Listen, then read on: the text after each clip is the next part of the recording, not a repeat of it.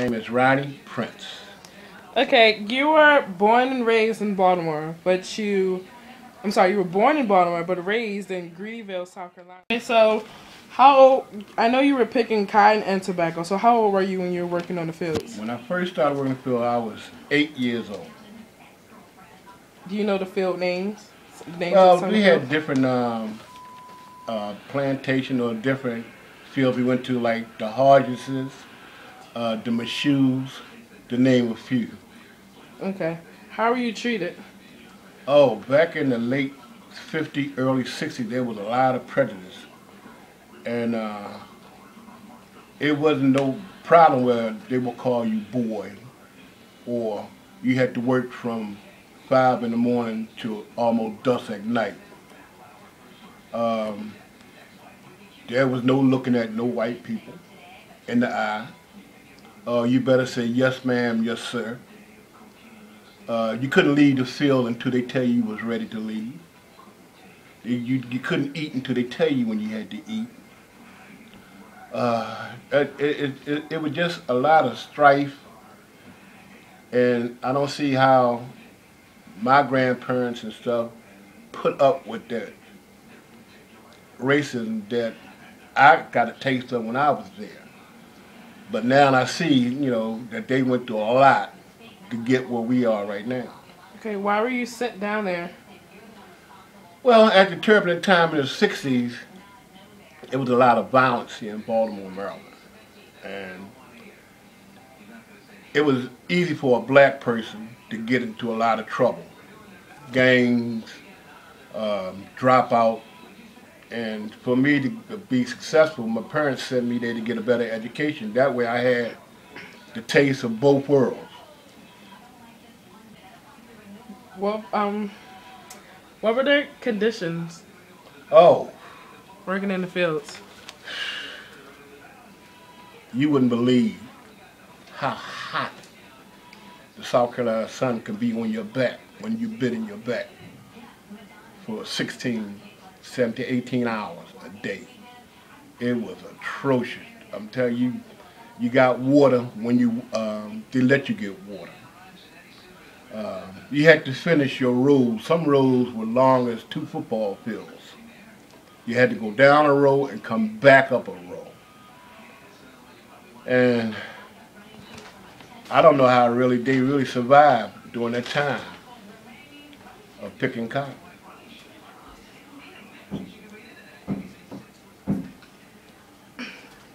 Explain how hard it was to pick cotton. I know cotton is difficult to pick. Like, Can you imagine? Can you imagine getting cotton out of an aspirin bottle and accumulate enough aspirin, enough cotton to weigh 5 or 6 pounds? That's a lot of aspirin, a lot of cotton you got to come out that bottom. You imagine? But when I was coming up, we were getting paid 3 cents a pound. When I was 8 years old, I picked 27 pounds. So that's what?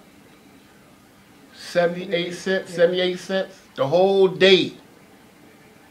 Now my aunts and stuff, they would pick 300 pounds because they were used to that lifestyle, and that was the only source of income they had at that time of the year was picking cotton.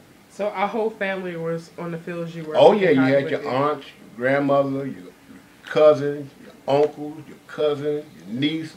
The babies was out there even picking. They had to show them this was the way, or it was another way. You can go to school. So they finally realized that pick cotton wasn't it. You had to go to school because that was a back-breaking job. Trust me. Well, what happened to the cotton and the tobacco after you picked it? Well, after you pick your quota, they will weigh it.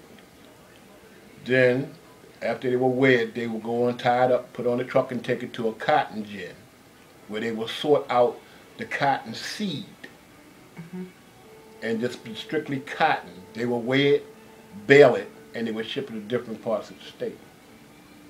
So when you made your 73 cents, how was that spent? Oh, please.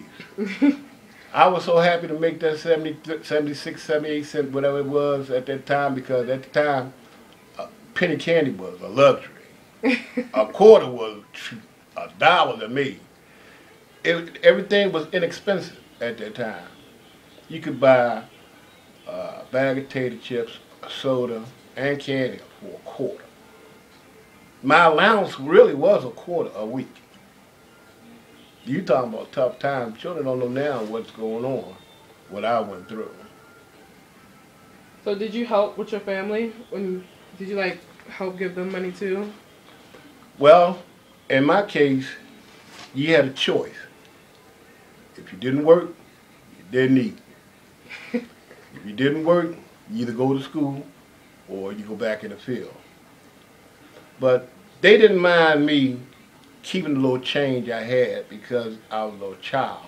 Mm-hmm. But they would show me the importance of how black people have suffered all them years, and still in the late 50s, early 60s, it was still doing the same things 300-400 years ago. Whatever. Yeah. You didn't do what they told you. What kind of punishments were there? Well, they would not really punish you, per se. Yeah. They would almost like try to blackball you. In other words, they wouldn't have you working in somebody else's field because they feel that this nigga didn't want to work. He's lazy, you know. So names did get spreaded throughout town and the community about people that didn't want to work. What year was this in? This was 63, 64. Okay. Can you tell us about the sharecropping? Well, a long time ago, black people had to work for their room and board, which is called sharecropping. Mm-hmm. At that time, they didn't own no land. All the landowners were white. So his family lived on his property, and to pay room and board, they had to work in the fields, like tobacco, cucumber, cotton, chop wood, drawing water, wash clothes, plowing. Like field hands? That's like a field hand. Okay. How did our family get to own our own land? Well, during times were changing. From the late 30s, 40s, 50s, people started to realize that a black man was more than just a worker or a farmhand, that he did have brains, that he can he can comprehend, that he was smart. Mm-hmm. So they, that's when segregation, desegregation came in. So we started going to school and everything. So they started taking not too many blacks was working in the field. They wanted to go north. So what they did, we kept the money that the white man had gave us and everything, and he sold us part of his property. Mm-hmm. That's how we got our property as we have it today. Do you remember his name? No. Can't remember the day. It's been so far, so long ago. So we still have that down there. Oh yes, we still have that land right now. Now they don't have cotton and tobacco prevalent like they had back then. Now it's lumber. Okay. It's trees now. See, they making more money off of trees because nobody don't do no cotton picking no more.